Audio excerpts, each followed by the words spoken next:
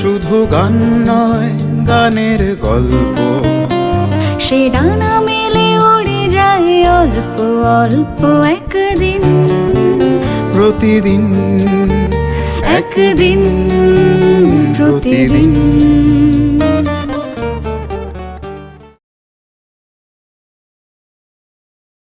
গান গেয়ে ভালোবাসবেন। আমি বলি গান তো সবাই গানটা তো ভালোই বাসে। বলো ওই ভালোবাসা না, এই যে গানটা নিলেন ভালোবাসবেন কেমনে, এটা আদি অন্ত ঠিক করবেন। গানটা যেই সুরে যেই নোটেশনে, ওইটা ওই নোটেশন রেখেই আপনি পরীক্ষা করবেন। আমার কথা শোনেন একটা, কী জোরদা, আমি একদিন গান পরীক্ষা করতেছি, যার একটা করলাম ভাল লাগে না, আর একটা করলাম ভাল লাগে না, আরেকটা করলাম তাই রকমই করাবো, থার্ডটা ভাল লাগে। শুয়ে আমি তাকাইছি, তাকাই দেখি কি আমাদের বাড়িতে যে ঘর ঝাড়দের মধ্যে ও ঝাড়ুটা ধইরা দাঁড়াই রয়েছে। আমার গান যে আমি পরীক্ষা করতেছি ও সবটা শুনছে। ডাকছে, তুই শুনছস আমি যে গানটি বারবার করতেছি? হ কর্তা, তোর কোনটা ভাল লাগছে? বলে আপনি করেন, আমি কই একটা দুইটা, থার্ডটা বলে এইটা ভাল লাগছে। বলে আমি ভাবলাম ও তো সঙ্গীত প্রিয়, ওর মধ্যে কী জিনিস যে আমি যেটা ও ওইটাই বলে কর্তা ওইটাই ভাল লাগছে। বলে আমি অনেক রকমভাবে পরীক্ষা করতাম। কীভাবে একটা মানুষকে স্পর্শ করে তার গান। আচ্ছা, একটা জিনিস যে এই যে এতটা আপনার যাত্রা এবং এই মানুষগুলিকে দেখা এবং তারপর আপনার নিজের গান মানে সে তো রবীন্দ্রনাথের গান আপনার নিজেরই গান হয়ে যাচ্ছে, একবার খুব আত্মার আত্মীয়ের মতো এক গান তৈরি হচ্ছে। আর একটা প্রশ্ন জাগে যেটা যে রবীন্দ্রনাথের গানের বাণীর প্রতি যে সুবিচার, তাকে যে জাস্টিস করা, সেইটাকে আপনি কিভাবে ব্যাখ্যা করবেন? আমি আমার পক্ষে আমি দাদাকে বলেছিলাম যে আমি সব অর্থ বুঝি না, এই যে গানের সব অর্থ আমি বুঝি না। বাণী প্রধান গান যাই হোক, আমি গানটা সব অর্থ বুঝি না। আমি বলছি যে দাদা বলে যে ডিকশনারি দেখে, ডিকশনারিতে একটা শব্দের দুই তিন রকমের অর্থ হয়, কিন্তু অন্য প্রসঙ্গে এলাম, কিন্তু কোন শব্দটা ওইটার মধ্যে লাগবে ওইটার অর্থ সেইটা বোঝা খুব কষ্ট। সেটা তো আমার বলে তোর বোঝা খুব কষ্ট। আমি তখন দাদাকে বললাম আমি দুই রকমভাবে পরীক্ষা করি। কীরকম? প্যাথোস, যেখানটা এখানে এরকম কথাটার সঙ্গে একটা প্যাথোস, তাহলে এখানে কী হবে, অর্থ দেখে আমি বুঝতে পারবো তো। আমি বললাম যে আমার কথা ঠিক, আমি দাদাকে বললাম দেখ আমি যে ঠিক বলছি তা না, আমার দাদা বলি কিছুটা ঠিক, আর যেখানে আনন্দের সেখানে তো একটু বুঝতে পারবো কি না, ঠিক কি না? আমার দাদা বলে সব জায়গায় ঠিক না। আমি বললাম তাহলে আর আমি পারবো না।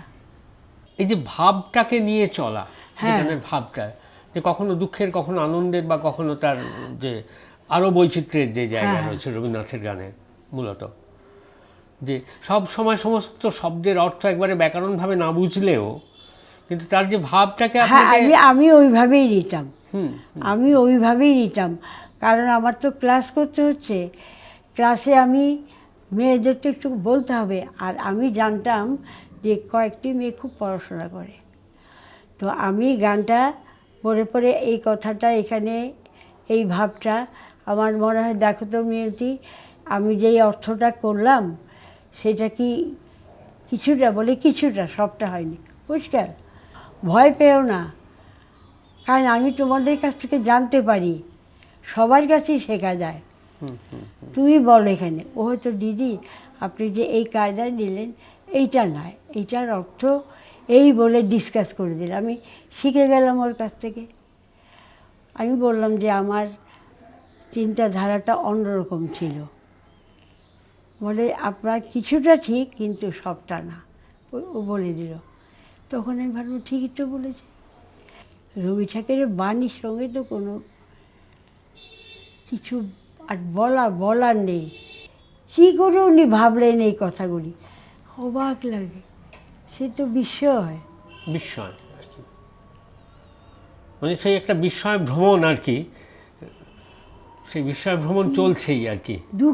দুঃখে সুখে এত শোক পেয়ে যাচ্ছেন, এত শোক পেয়ে যাচ্ছেন, তার ইয়ে নাই, তার গান লিখেই যাচ্ছে, সুর দিয়েই যাচ্ছে।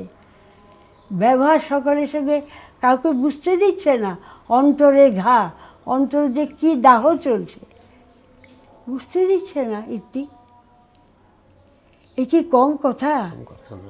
আমাকে সাধারণ আমাকে মেয়ের, আমি তোমাদের সঙ্গে এই জিনিসটা যে কাটালাম, এটা একটা এই জিনিসে আমার মানে অনেকখানি আমাকে মুক্তি আনন্দ দেয়। আচ্ছা, আজকে ধরুন আপনি যদি আমরা বয়সের হিসেব বলি বা অভিজ্ঞতার হিসেবে জায়গা থেকে আসি, যে রবীন্দ্রনাথের গানের কাছে এই যে প্রজন্মের পর প্রজন্ম, যদি তার চলে যাওয়ার সময়টুকু থেকে আমরা আজ অবধি ধরি, এই যে প্রজন্মের পর প্রজন্ম যে তার কাছেই হাত পাচ্ছি, তার কাছে একটা ঋণী হয়ে থাকছি, এটা আপনার উপলব্ধিতে কি বলবেন আপনি? তার কাছে ঋণী হয়ে থাকছি, দেখো ঋণী হয়ে থাকছি কেন বলবো, উনি তো দেবেনি আমাকে, আমি তো নেব। সেটা অধিকার। হ্যাঁ, ও দেবে, বাধ্য উনি দিতে আমাকে। আমি এত করে চাইছি, আমার মূল্য দেবে না? আমি তোমার, এটা ইয়ে না, সবাই গাইছে, কিন্তু তোমাকে আমি বলছি, আমি তো তোমার গান গেয়ে শান্তি পাচ্ছি, তোমার গান গেয়েও দুঃখ হচ্ছে, তোমার গান আমি সবাইকে আনন্দ দিতে পাচ্ছি, আমি চেষ্টা করছি। তাই এইগুলি আমি ঋণী না তোমার কাছে, আমি এগুলি পাবো তোমার কাছ থেকে, আমার এই মনে হয়। বাহ, কি অপূর্বভাবে আপনি এটা ব্যাখ্যা করলেন যে রবীন্দ্রনাথ যেন আমাদের অধিকার কোথাও। একদম, যাও আমাকে, তোমার দুঃখ আছে, তুমি তো মানুষ, এই কথাও বলবো, তুমি তো মানুষের অবতার, দুঃখ যে চিনিয়েছেন উনি। দুঃখ নেই কাটিয়ে দিয়েছে, মেয়ে গেল, জামাই গেল, এই কোনো ইয়ে নেই, প্রকাশ নাই, ভিতরে দাহ, ভিতরে জ্বলন হচ্ছে, সে প্রকাশ করছে না। কি দুঃখ তার মনে, এ কি মানুষ? মানুষ না। এবং সে একইভাবে ব্যপ্ত হচ্ছেন হ্যাঁ, প্রকৃতি নিয়ে। একদম একদম তোমার কথা, প্রত্যেকের কাছে সমানভাবে। এ কি লোকটা, কি একজন জানি কি বলেছে, বলে কথা বলবো কি, কথা বললে আমাদের চোখে জল আসে, ওনার কিছু নাই। এ কি সাংঘাতিক কথা। দুঃখে তার ক্লোজ, তারা কেঁদে মরছে, কিন্তু ওনার কোনো প্রকাশ নাই। কি কি কিন্তু ওনার প্রকাশ সেই তার গানে, কবিতায়। একদম একদম একদম। আমি তাই ভাবছিলাম যে আমরা বাঙালিরা বিশেষ করে যে সব সময় আমাদের একটা সকাল থেকে উঠে একটা ঘ্যান করি, আমাদের অনেক কিছু নেই, কিন্তু আমাদের কিচ্ছু না থাকুক একজন রবীন্দ্রনাথ আছেন। রবীন্দ্রনাথকে যারা ধারণ করেছিলেন বা ধারণ করে আছেন, এই যে বিভাতির সঙ্গে গল্প করতে করতে সেটাই বারবার উঠে আসছে। আমাদের একজন মায়া সেন ছিলেন, আমাদের একজন দেবব্রত বিশ্বাস ছিলেন, কেন ওনারা আছেন ভীষণভাবে, একদম আছেন। এই যে আমরা ওনাকে সামনে পাচ্ছি, ওনার সাহচর্য পাচ্ছি, এটাও তো পাওয়া, এর পরবর্তী প্রজন্মও পাবে বোধহয় সেই একইভাবে, কারণ থেকে যায় কোথাও একটা অনুরণনটা থেকে যায় মনের মধ্যে। তো আপনাকে যদি বলি, আপনি ওই যে বলছিলেন না আমাদের এখানে মিউজিকটা বা যে কালচারাল যে অ্যাক্টিভিটিগুলো সেগুলো খুব সেকেন্ডারি হয়ে আছে, এটা আপনি প্রজন্মের কাছে কি বলবেন পরবর্তী সময়ের কাছে? আপনার যদি অ্যাডভাইস বলি বা একটা উপদেশ তো থাকবেই আপনার। তুমি গানটাকে কিভাবে গাইলে, তোমার নিজের স্যাটিসফ্যাকশান হচ্ছে কি না, এই যে গান পরিবেশন করলে তাহলে আর মিউজিক দরকার হয় না। হ্যাঁ, রাখতে তো হবে, যেমন এসরাজটা মাস্ট রবীন্দ্রসঙ্গীতে, কিন্তু এখন তো তা করছে না। এবং আমিও তো গাইছি, আমি তোমাকে কি উপদেশ দেবো, আমি তো কিবোর্ড, এই কী জানি পারকাশান, এগুলি দিয়ে যাচ্ছি, আমি তো না করি না। তোমাকে কি শিক্ষা দেব বলো? তবুও বলি 5 রকমের বাজনা দিয়ে গান করো না, এসরাজটাই, এটাই বলবো, এসরাজ মাস্ট, এটাই তোমাকে চালিয়ে যাবে। দেখো তুমি নিজে নিজে প্র্যাকটিস, কিন্তু মূলত গানটাকে প্রকাশ করা, গানটাকে তো তুমি ভালোবেসে প্রকাশ করবে। তুমি তোমাকে প্রথম করতে কিন্তু ওটা গানটাকে আমার ভালোবাসতে হবে। গান পরিবেশন যে করব, আমি প্র্যাকটিস করে যাব, এইভাবে গাইলে লোককে ধাক্কা মারতে পারবো কিনা, ধাক্কা মানে পারে কি, লোককে মুগ্ধ করতে পারবে কিনা, নড়ে চড়ে পড়বে। গাও ওইভাবে এমন গাইবে যে তোমাকে, তোমার মন তো কাটবে, অডিয়েন্সও মন কাটবে, এমনভাবে প্রকাশ করবে।